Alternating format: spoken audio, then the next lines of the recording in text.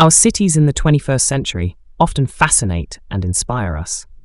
They are thriving hubs of innovation and change, constantly reshaping our perception of what is possible in an urban environment. From towering skyscrapers that defy the laws of physics, to intricate public transit systems that streamline the chaos of urban movement, cities today are feats of human creativity and engineering. These urban centers are more than just clusters of buildings. They are vibrant ecosystems where people of diverse backgrounds, ambitions, and talents converge.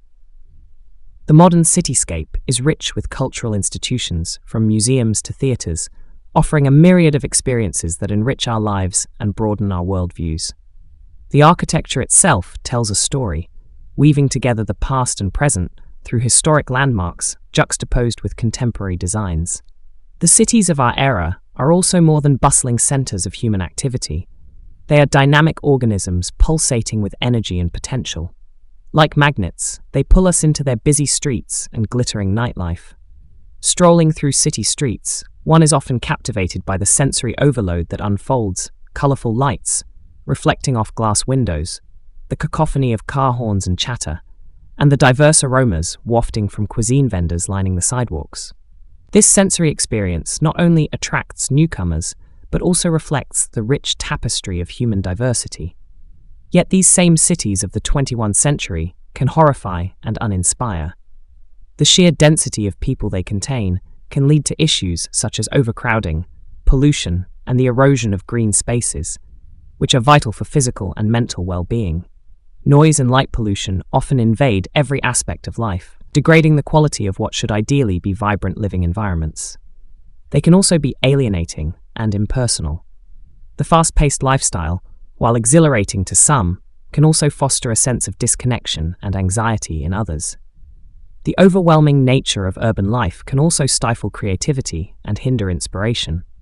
Many may find themselves trapped in a monotonous routine, where the very infrastructure designed to facilitate life becomes a labyrinth that entangles rather than liberates. Whether fascinating or horrifying, inspiring or uninspiring, pulling us in or pushing us away, the city always remains at the center of our evolving civilizations. Therefore, we could learn more about them every now and then if we take the time to fully appreciate their histories. How did they begin? Who created them? For what purpose? How did they grow to be what they are? And if they are no longer, why do they die and disappear into the sands of time? Today, we will take a big historical perspective on the birth and development of the city. The development of cities is an intricate interplay between human initiative, environmental factors, and the broader demands of social organization. Historically, cities emerged as human societies evolved from nomadic lifestyles to settled agricultural communities, roughly 10,000 years ago during the Neolithic Revolution. This shift allowed for the establishment of permanent settlements, as agriculture provided a reliable food supply that could support larger populations. Early cities, such as Jericho and Catalonia, emerged not merely as shelters, but as communal hubs where people could store surplus food, share resources, and collaborate on agricultural tasks. These cities became the first indicators of human organization beyond family units, laying the groundwork for governance, trade, and culture. Nature played an equally pivotal role in the siting and sustainability of cities. Most ancient cities arose near water sources like rivers and lakes, which provided a consistent water supply, fertile soil, and transportation routes. The Nile River, for example, was essential to the rise of ancient Egyptian cities, as its seasonal flooding deposited nutrient-rich silt onto the land, making agriculture highly productive.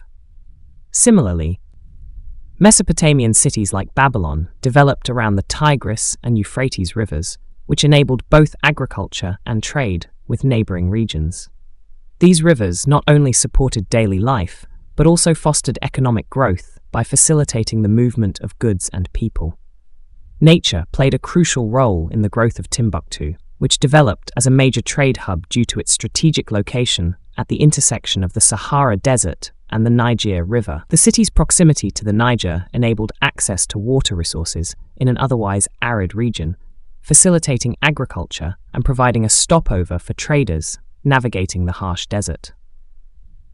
The Niger River while not directly adjacent to the city, served as a lifeline, supporting nearby communities and enabling the movement of goods.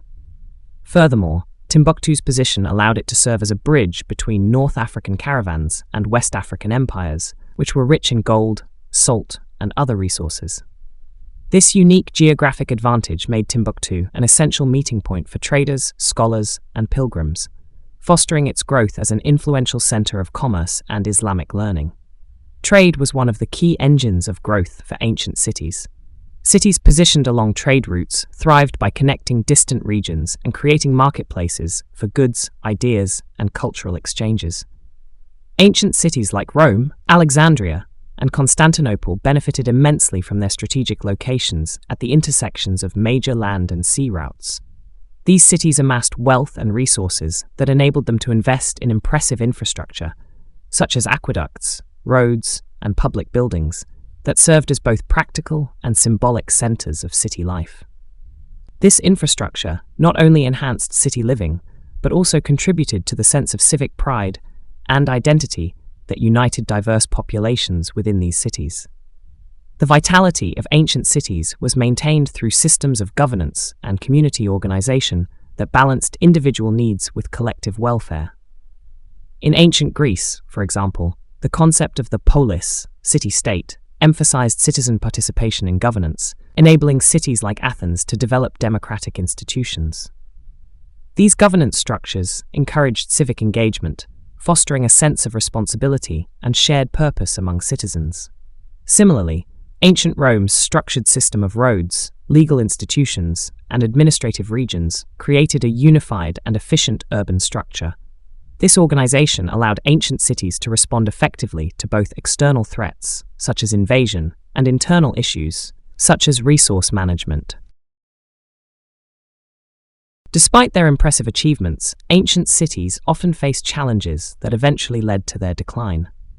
Environmental degradation, warfare, and economic instability were common factors that contributed to the disappearance of these cities. For example, deforestation and soil erosion in Mesopotamia gradually reduced agricultural productivity, weakening the cities that depended on it.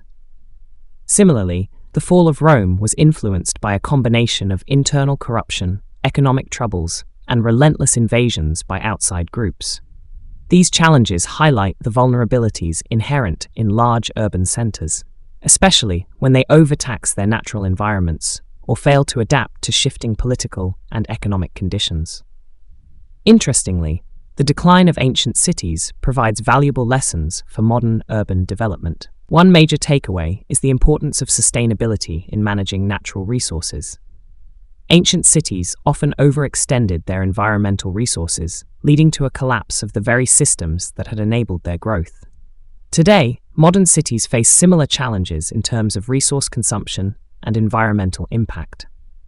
Learning from history, modern cities are increasingly emphasizing sustainable practices such as green infrastructure, waste reduction, and renewable energy to ensure that urban growth does not compromise ecological health.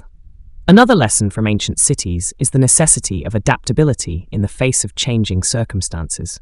Ancient cities that resisted change, either due to political rigidity or economic dependence on a single resource, were often less resilient to crises. In contrast, cities that were more flexible in governance and resource management, such as those able to shift to different trade routes or adapt agricultural practices, tended to survive longer. This adaptability is a crucial lesson for modern cities facing rapid technological, economic, and climate changes. Cities today must prioritize flexibility and innovation to address emerging global challenges. Lastly, ancient cities remind us of the value of community and civic engagement in urban resilience. Ancient cities that fostered a sense of shared purpose and community involvement were better able to withstand internal and external pressures. Modern cities can draw from this lesson by promoting inclusivity, ensuring that all residents have a voice in urban planning and governance, and fostering a sense of belonging.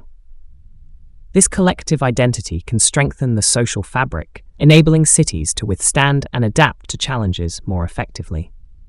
The formation and growth of cities are deeply rooted in both human ambition and the limitations of the natural world. Ancient cities grew from small settlements into bustling hubs of culture, commerce, and governance, sustained by trade, resource management, and civic organization.